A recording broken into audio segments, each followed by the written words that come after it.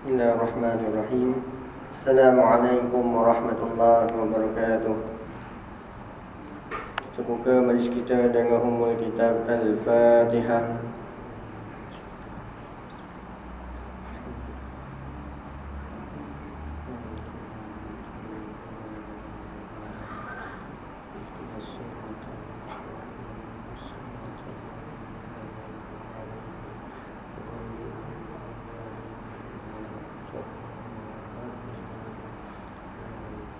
Innal hamdalillah nahmaduhu wa nasta'inuhu wa nastaghfiruh wa na'udzu billahi min shururi anfusina wa min sayyiati a'malina. Man yahdihillahu fala mudilla lahu wa man yudlilhu fala hadiya lahu. Ashhadu an la ilaha illallah wa ashhadu anna Muhammadan 'abduhu wa rasuluh. Allahumma salli wa sallim wa barik ala sayyidina Muhammad wa ala alihi wa sahbihi wa barik wa sallim. Subhanaka la ilma lana illa ma 'allamtana innaka antal alimul hakim. Allahumma aftah alaina hikmataka wanshur alaina min khazaini rahmatika ya arhamar rahimin.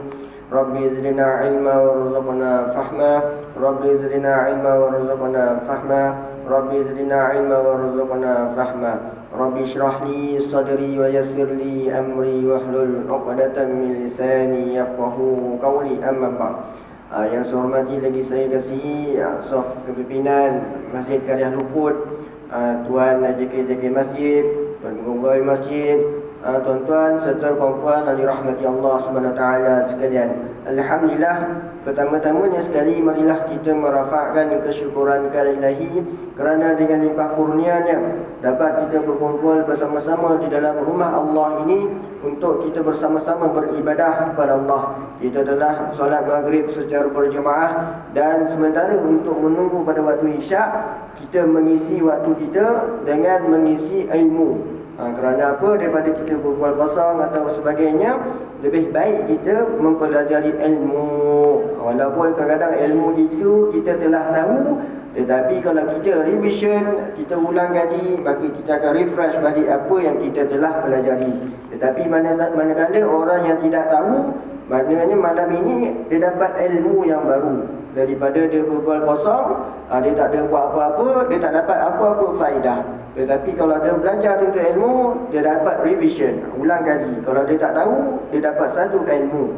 Jadi alhamdulillah kita diizinkan oleh Allah Subhanahu Wa Taala di atas kurnianya, dikurniakan kesihatan, dikurniakan masa lapang untuk bersama-sama di dalam rumah Allah ini.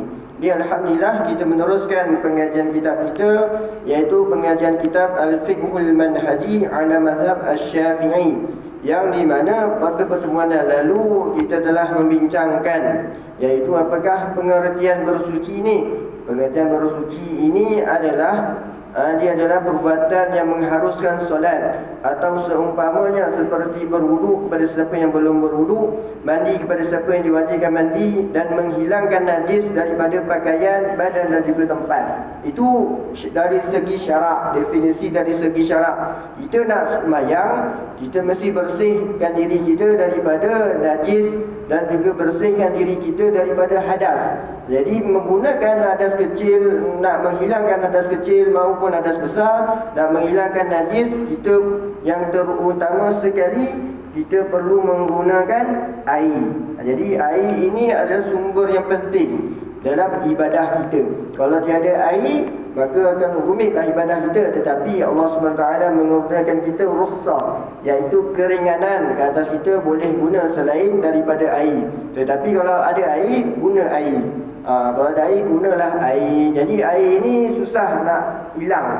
Kerana apa? Kerana kebanyakan air mesti ada. Susah air ni tak ada. Jadi sebab itu hikmah kenapa Allah SWT menggunakan air, kerana air ini banyak. Air ini susah nak hilang ataupun tiada dan sebagainya. Jadi insyaAllah pada pertemuan malam ini kita pergi pula kepada air yang boleh dibuat bersuci. Air yang macam mana yang boleh dibuat suci ni? Ada air tak boleh buat bersuci. Adakah air Coca-Cola kita buat cebok berak? Tak boleh.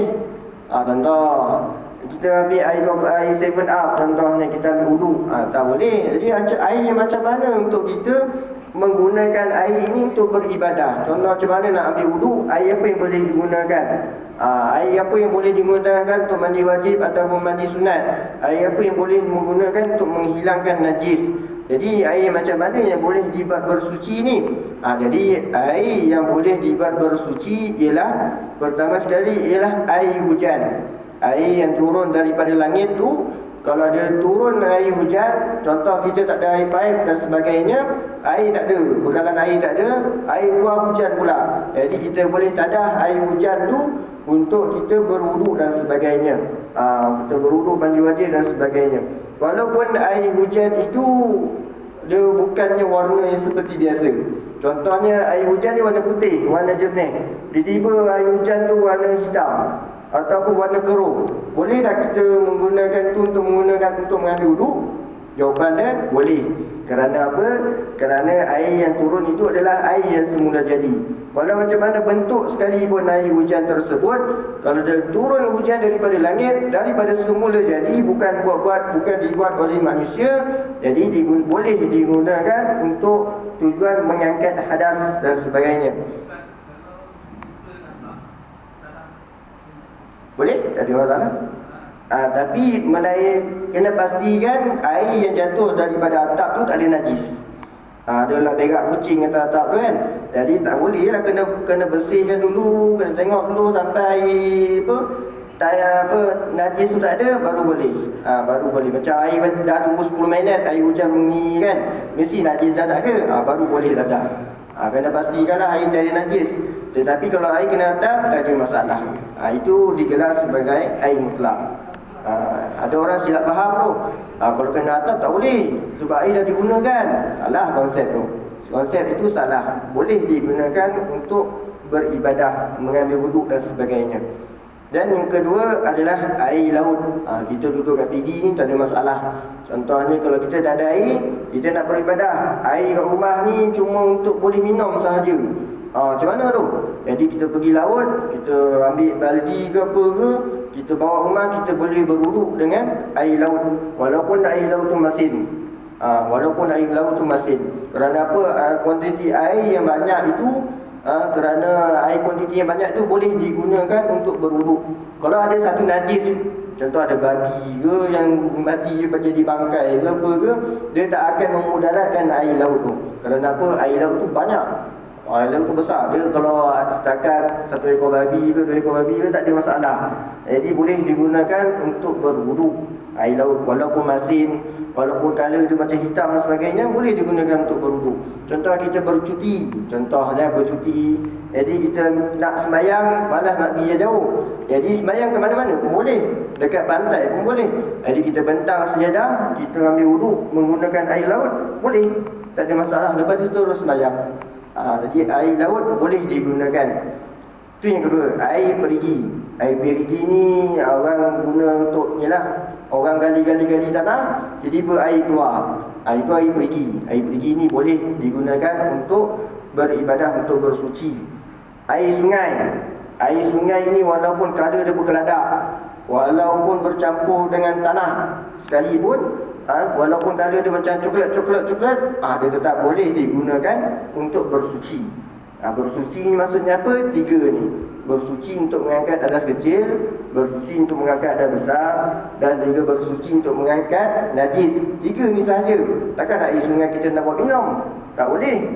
Jangan mana-mana minum air sungai, mabuk nanti. Tak boleh. Dia cuma 3 ni sahaja.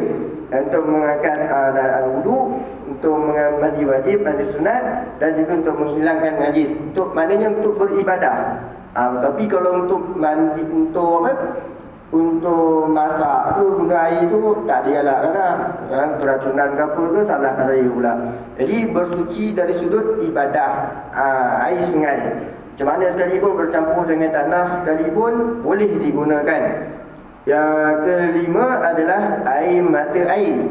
Air mata air ni bukan kita korek, tapi dia keluar sendiri daripada pancaran tu.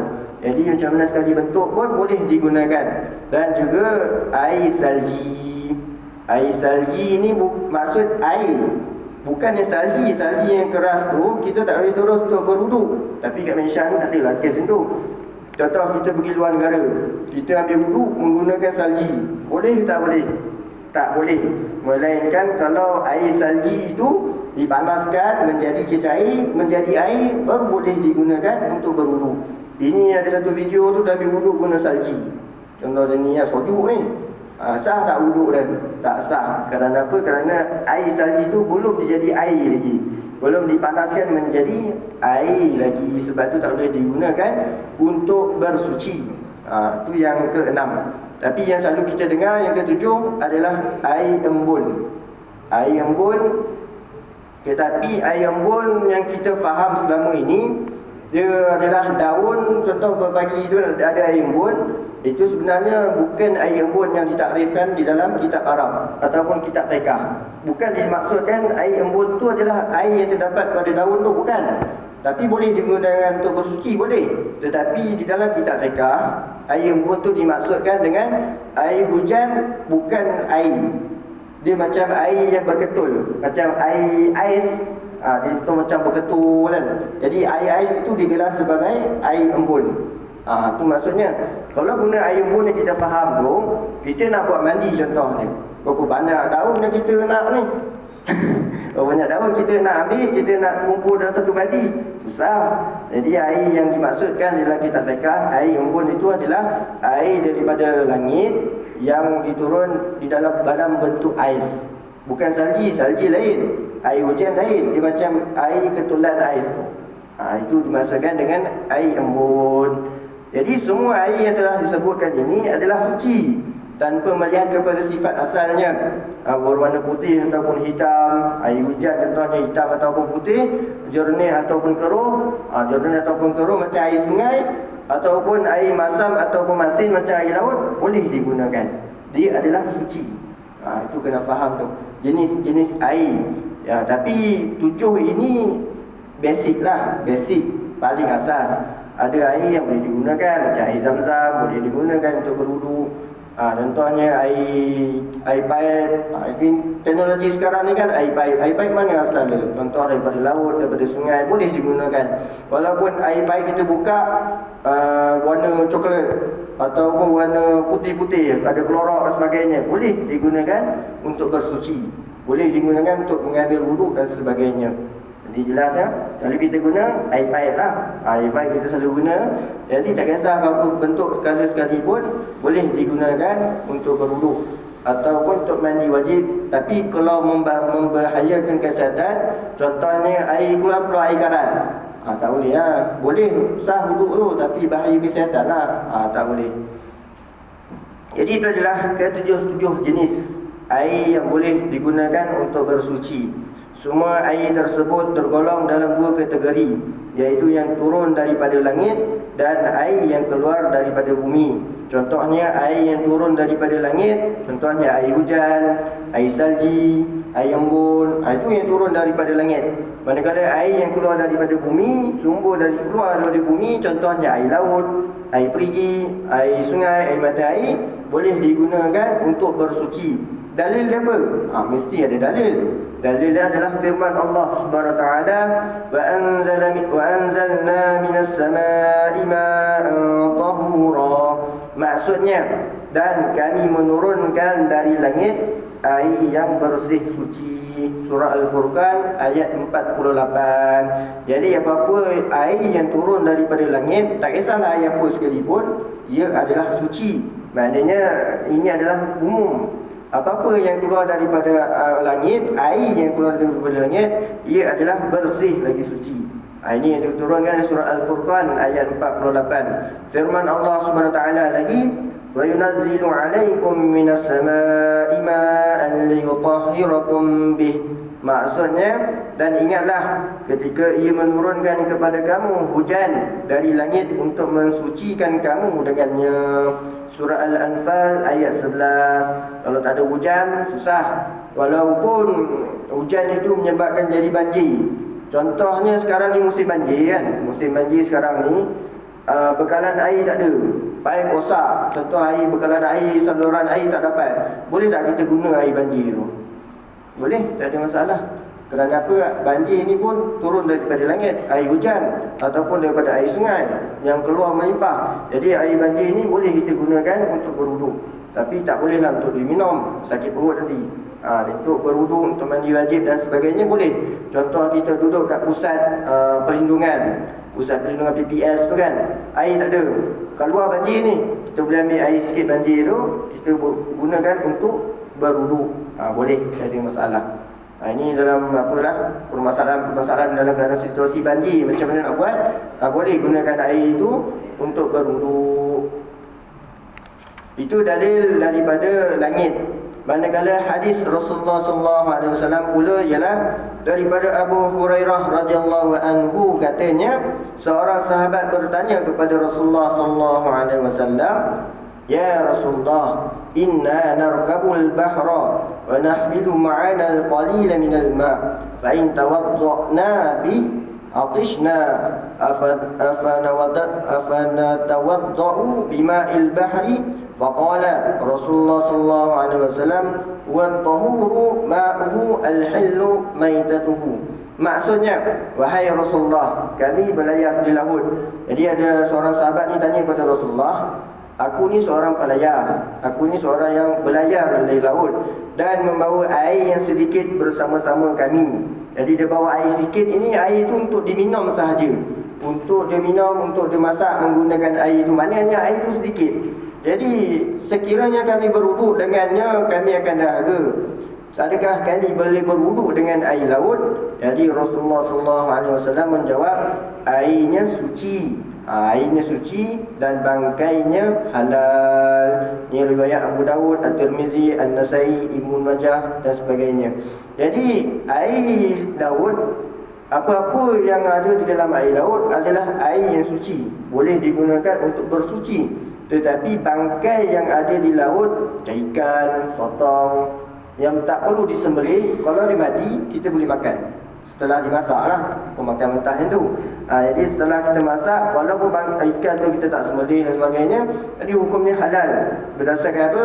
Berdasarkan hadis ni lah, airnya suci dan bangkainya halal. Jadi apa-apa yang terdapat di laut boleh dimakan, boleh dimakan. Maksud bangkainya halal ialah ikan atau seumpamanya yang mati dalam laut, ia boleh dimakan tanpa disembelih.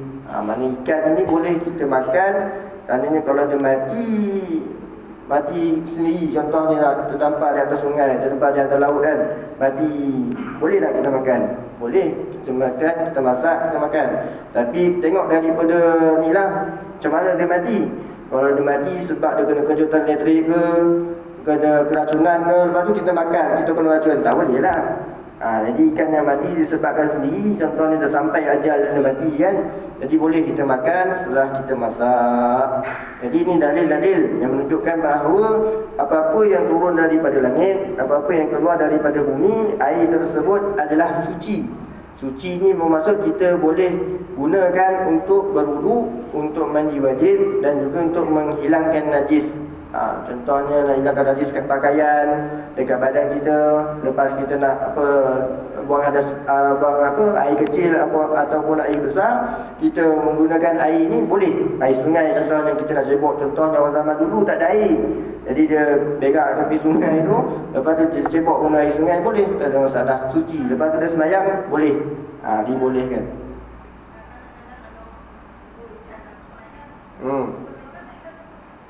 Jumpa ikan dalam sungai.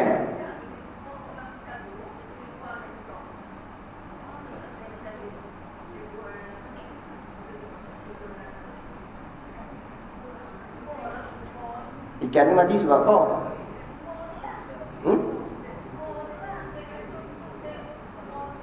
Oh, jadi dia jumpa ikan yang ada racun, lepas tu dia jual kat orang lain. Ini hukum tak boleh lah.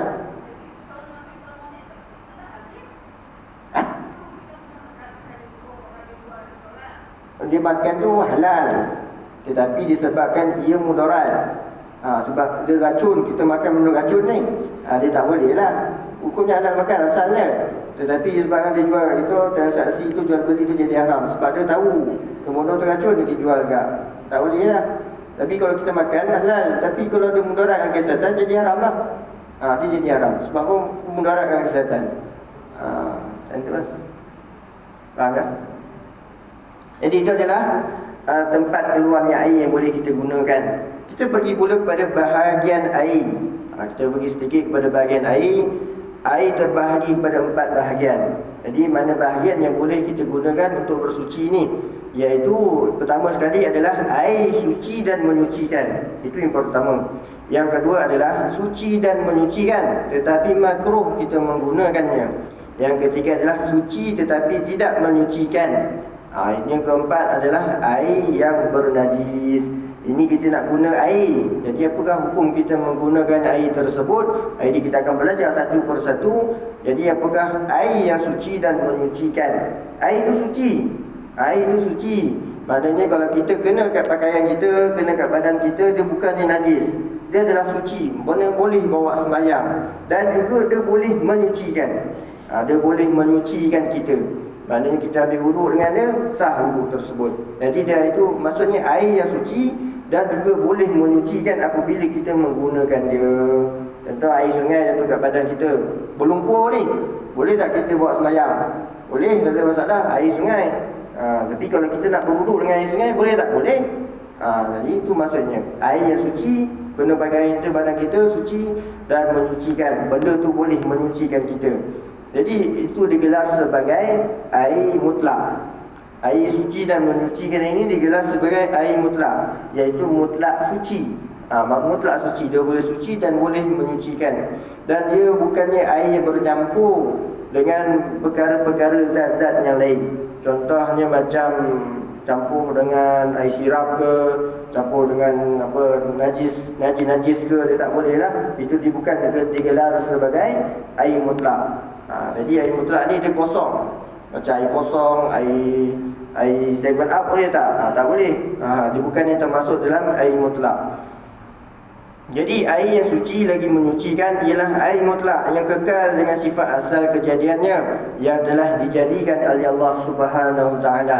Jadi air yang dicipta oleh Allah Subhanahu Taala, contoh air hujan, macam mana bentuk sekalipun, kalau dia adalah semula jadi, maka boleh digunakan asalkan daripada ciptaan Allah Subhanahu Taala. Contohnya air perigi. Air perigi kita buat. Lepas tu atas tu ada pokok-pokok. Pokok tu jatuh, daun tu jatuh dekat air perigi tu, sehingga menyebabkan air tu jadi hijau, berubah color dia. Jadi boleh tak kita berwuduk dengan menggunakan air itu untuk berwuduk? Jawapannya boleh. Sebab apa? Dia adalah semula jadi. Tetapi kalau saja-saja kita buat atas perbuatan manusia, contohnya kita ambil daun, kita meramas, kita saja campurkan dengan air pergi. Contohnya kita nak buat mandi jenazah, contohnya kita nak cebuh air sirap ke apa ke, sehingga air itu berubah color. Jadi ketika itu barulah kita tak boleh gunakan. Tak boleh gunakan untuk berwuduk. Tapi kalau boleh, kalau digunakan untuk minum, bolehlah. Sebab apa? Bukan minum tu untuk tujuan beribadat. Tetapi apapun yang tujuan untuk ibadat, tidak boleh kalau bercampur dengan sesuatu yang kita buat sendiri. Apa-apalah yang kita buat sendiri. Jadi itu yang tidak boleh.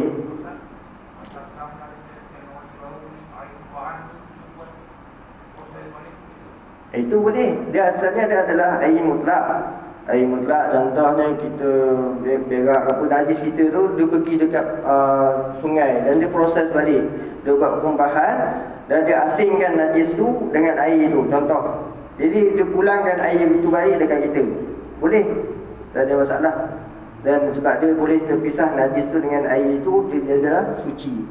Air itu suci. Boleh digunakan untuk berwuduk. Ini proses teknologi lah. Ini yang ada pada zaman sekarang ni. Zaman dulu dia cerita macam tu. Tapi zaman sekarang ni dia ada macam-macam teknologi boleh digunakan untuk bersuci. Sebab dia boleh pisahkan najis tu. Dia boleh pisahkan najis, contohnya dan sebagainya, boleh digunakan. Jadi air tersebut masih dikatakan air mutlak walaupun ia sudah berubah disebabkan lama terbiar. Air perigi itu lama terbiar contohnya, disebabkan tanah, air sungai itu bercampur dengan tanah ataupun lumut. Air perigi itu ada lumut di tepi itu, boleh digunakan. Dan tempat bertakung atau tempat mengalirnya mengandungi belerang. Apa-apa macam mana sekalipun, dia memang asal dia macam tu, memang dia keluar ikut tu, bukan sebab manusia, bukan sebab apa, boleh digunakan. Contoh air sungai tu keruh dan sebagainya disebabkan tanah, ataupun air pergi digunakan sebab ada lumut, boleh digunakan untuk bersuci. Jelas setakat ni faham Jadi semua air itu dikatakan air mutlak. Air mutlak ini adalah mutlak suci, mana suci lagi menyucikan. Ini kerana air tersebut sukar untuk dielakkan daripada perkara-perkara tersebut. Jadi susah nak elak lah. Contoh ni kalau air sungai tu campur dengan tanah, macam mana kita nak asingkan tanah tu dengan air tu? Sebab memang keluar-keluar memang dah campur dengan tanah. Nak buat macam mana? Jadi susah nak elakkan. Jadi boleh digunakan untuk bersuci. Jadi dalil yang menunjukkan kesucian air mutlak ialah hadis. Daripada hadis Nabi sallallahu alaihi wasallam berkata, daripada Abu Hurairah radhiyallahu anhu katanya, qama a'rabiyyu fabala fil masjid faqama ilaihi an-nas yaq'u bih faqala an-nabi sallallahu alaihi wasallam da'uhu wa hariqu ala bawlihi sajlan min ma' aw dhanuban min ma' fa innama bu'ithtum muyassirin wa lam tub'athu mu'assirin. Maksudnya Seorang badui ni orang kampung, orang kampung duduk pelosok, orang bodoh lah cerita dia kan. Jadi orang yang tak pandai apa-apa, dia berdiri dan lalu kencing di dalam masjid. Jadi masjid zaman Rasulullah SAW, dia bukan ada masjid macam kita zaman sekarang ni. Bukannya ada siap kapet. Jadi masjid pada zaman Rasulullah beradaskan tanah. Ada tanah. Jadi orang badui ni dia tak tahu, dia pergi kencing dalam masjid. Jadi kemudian para sahabat pergi menegahnya. Oi, dia kebut dengan sahabat kan. Oi, apa kencing situ pula? Jadi lantas Rasulullah SAW bersabda, biarkan dia habiskan dulu kencing tu. Biarkan dia habiskan kencing tu. Dan curahkanlah di atas air kencingnya setimba air. Sesungguhnya kamu dibangkitkan untuk memudahkan, bukan untuk menyusahkan. Jadi dalam hadis ini menunjukkan bahawa Nabi SAW mempunyai sifat toleransi yang tinggi. Bayangkan kalau kita kencing, tiba-tiba orang togah kita. Sakit tak kita kau? Sakit tak kita kencing tu? Sakit. Jadi sebab itu, walau macam mana orang sekalipun, Nabi dia tahu keadaan seorang itu, dia tak menegur orang pada ketika itu. Biarkan dulu dia kencing. Mana biarkan dulu dia lepaskan. Kemudian apa dia? Dia dah kencing. Jadi kemudian cara nak bersihkan kencing tu, ambil setimba air, curahkan dekat air kencing tu. Jadi air kencing tu dengan air tu diseraplah ke dalam tanah dan dia akan menjadi suci semula. Jadi Rasulullah SAW menunjukkan bahawa untuk dibangkitkan untuk memudahkan, bukan untuk menyusahkan. Macam tu juga kita ni nak menyenangkan orang, bukan kita nak menyusahkan orang. Jadi perintah Rasulullah SAW supaya menjiruskan air ke tempat air kencing tersebut adalah dalil yang menunjukkan bahawa air tersebut mempunyai sifat yang menyucikan. Maknanya air mutlak, air apa-apa yang kita tak ada apa-apa kaitan. Contohnya air itu tak ada bergabung dengan air. Contohnya air itu tak bergabung dengan sirap. Air itu tak bergabung dengan shampoo. Dia tak gabung dengan apa-apa. Maknanya dia memang kosong, air itu memang sudah jadi. Air itu boleh digunakan untuk menyucikan untuk menghilangkan najis. Itu adalah bahagian yang pertama, iaitu air yang suci dan juga boleh menyucikan. Itu digelar sebagai air mutlak. Kita pergi pula kepada bahagian yang kedua. Bahagian yang kedua adalah air yang suci dan menyucikan. Air ini suci kalau kena kat badan kita dan boleh digunakan untuk buat menyucikan. Tetapi hukumnya makruh kita gunakan. Kita guna air ini hukumnya makruh, tak sampai haram. Jadi yang tadi air tadi kita gunakan harus, tak ada apa-apa hukum. Tapi kalau kita gunakan air ini, hukumnya adalah makruh. Jadi apakah air? Air yang suci dan menyucikan.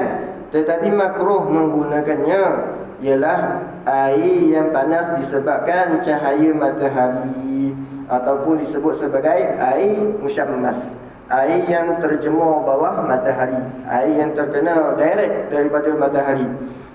Jadi macam mana nak dikatakan makruh tu? Dia makruh apabila memenuhi 3 syarat tersebut. Dia makruh apabila kita gunakan untuk berwuduk sahaja. Tetapi kalau untuk dibuat minum, hukumnya harus. Kalau kita nak buat masak ke, hukumnya harus. Yang tak boleh untuk berwuduk, untuk mandi wajib, dan juga untuk menghilangkan najis, hukumnya adalah makruh. Makruh. Jadi apakah, sebab apa digelar sebagai sehingga menyebabkan makruh ni? Jadi dia ada 3 syarat. Yang pertama sekali, ia berlaku di negeri yang bercuaca panas.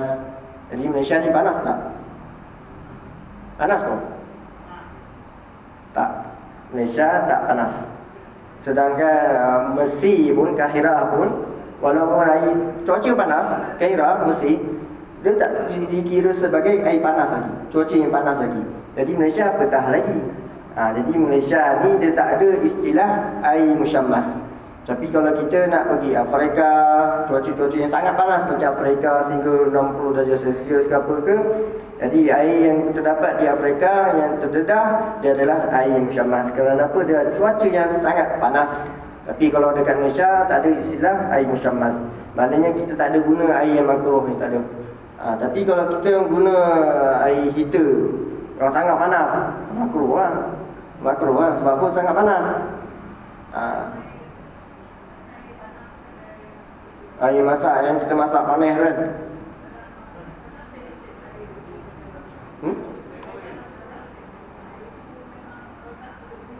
Tu tak boleh. Yang bergerak pada bumi tu, itu makruh sebab terlampau panas.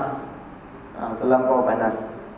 Macam air terlampau panas ataupun air yang terlampau sejuk, dia adalah air yang makruh. Tetapi bukan masuk dalam bab musyammas ni. Musyammas ni adalah terkena matahari. Dapat beza kan dia? Jadi daripada bumi kan, bergerak kan. Jadi kalau dia panas, ketika itu kita gunakan ketika panas, hukum dia makruh. Tapi kalau kita ambil, kemudian kita sejukkan, boleh gunakan. Tak makruh lah. Tak makruh. Itu yang pertama lah. Air musyammas dalam keadaan cuaca negeri yang panas. Yang kedua adalah air yang diletakkan di dalam bekas yang diperbuat selain daripada emas dan perak, seperti besi, tembaga dan semua galian yang boleh ditempa. Contoh, kita letak air itu di dalam besi ataupun tembaga selain daripada emas dan perak, hukumnya adalah makruh. Kita letak air dalam besi, kemudian kita letak di bawah matahari, kita guna air itu, mana hukumnya adalah makruh. Tetapi hukum menggunakan bejana ataupun bekas yang diperbuat daripada emas dan perak boleh pakai. Tetapi kita akan bincangkan dengan selanjutnya, apakah hukum menggunakan emas dan perak ni. Jadi hukumnya adalah haram lah. Itu secara umum je. Nanti kita akan bincangkan lebih terperinci. Jadi selain emas dan perak, kalau kita gunakan seperti besi, tembaga dan sebagainya, hukumnya adalah makruh. Kalau kita letak kat Afrika lah, Malaysia tak ada. Dekat Malaysia tak ada. Itu yang kedua.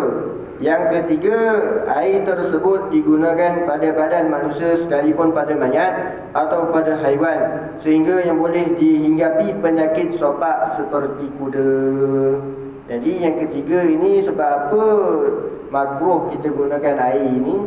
Sebab dikuatiri akan menyebabkan penyakit sopak. Kena penyakit sopak sebab terlampau panas.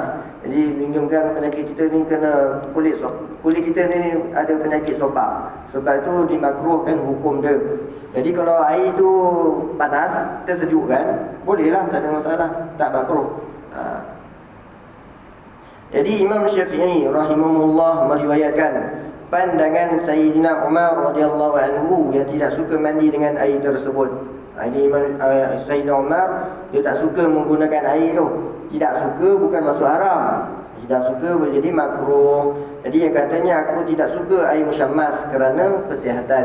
Sebab apa? Kalau menggunakan air musyammas, dia boleh mudaratkan kulit kita. Jadi kat sini kita boleh kiaskan. Kita boleh kiaskan bahawa apa-apa air yang terlampau panas, air yang terlampau sejuk ataupun air yang sehingga boleh menyebabkan mudarat kepada badan kita, hukum dia makruh. Tentulah maknanya kalau kita guna heater ke, guna air bawah tanah ke, apa ke sebagainya, panas, ketika itu makruh lah. Ketika itu makruh. Tapi kalau kita dah sejuk kan, tiada masalah, hukumnya harus. Jadi kemudian Imam Syafi'i rahimahullah meriwayatkan bahawa air tersebut boleh menyebabkan penyakit sopak. Sebab itu Imam Syafi'i mengatakan bahawa makruh menggunakan air sebegini. Tapi dalam mazhab lain kata tidak makruh. Kita ikut mazhab Syafi'i. Kerana apa? Imam Syafi'i kata air tersebut boleh menyebabkan menjadi penyakit sopak.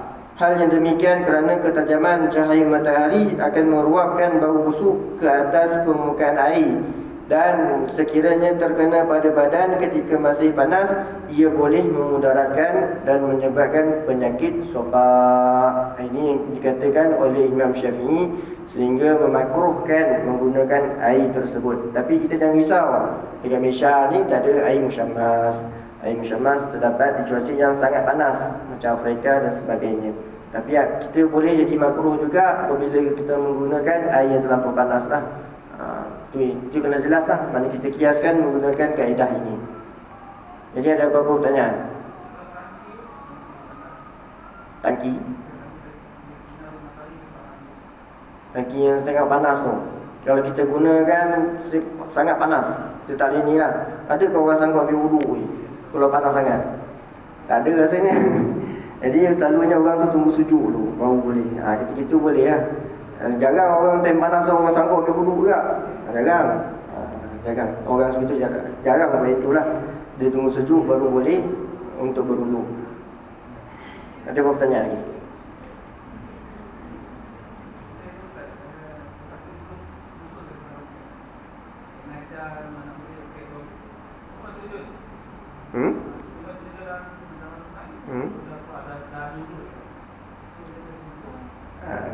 Itu kita akan belajar dalam bab wudu. Tapi saya nak terangkan hukumnya sah wudu tersebut. Kalau kita niat saja aku mengambil wudu kerana Allah Ta'ala, kita terjun dalam air tu, walaupun kita tak kosong muka kita dan sebagainya, sah wudu kita. Nanti kita akan masuk dalam wudu. Jauh lagi ni, satu-satu dulu. Ini secara umum je lah. Nanti kita akan bincang nanti. Ada apa nak tanya lagi? Saya ada kan? Kalau tak ada, cukup sekadar ini saja. InsyaAllah kita akan masuk bahagian yang ketiga, iaitu air yang suci tetapi tidak menyucikan. Dia ada dua bahagian lah. Ada pertama, ada yang kedua. InsyaAllah kita akan bincangkan pada tahun depan. Macam lama bola kan, tahun depan 2 minggu lagi. InsyaAllah cukup sekadar ini sahaja. Yang baik datang dari Allah SWT, dan yang buruk itu datang daripada saya sendiri. Hakikatnya kedua-duanya datang daripada Allah SWT. Saya mohon maaf anda terkesah bahasa ataupun tersalah bicara. Aku qouli hadza wa astaghfirullah li wa lakum. Wassalamualaikum warahmatullahi wabarakatuh. Kita tutup majlis kita dengan tasbih kafarah surah Al-Asr.